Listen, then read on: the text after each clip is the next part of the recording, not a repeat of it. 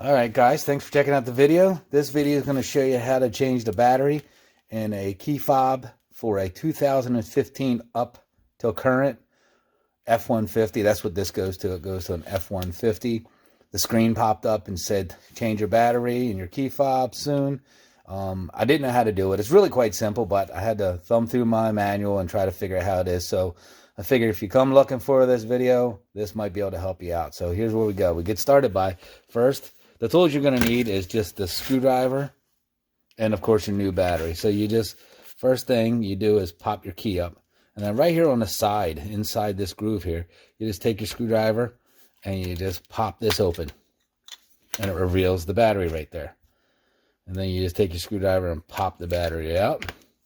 Now for this key fob, you need to use, and it doesn't matter what brand you use. I just went with the Energizer because it was there. I went to my local True Value and bought this, but the number is 2032. That's the number you need. So no matter what brand it is, 2032 is the battery that you need.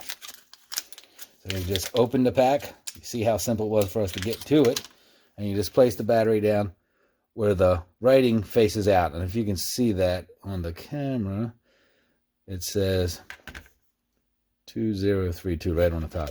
So then you have the writing face back out. You slip it in the bottom groove down there, and you just snap it back in there.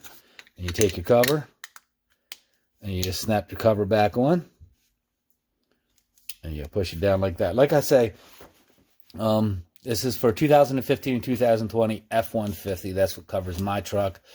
And really simple. Again, Energizer 2032.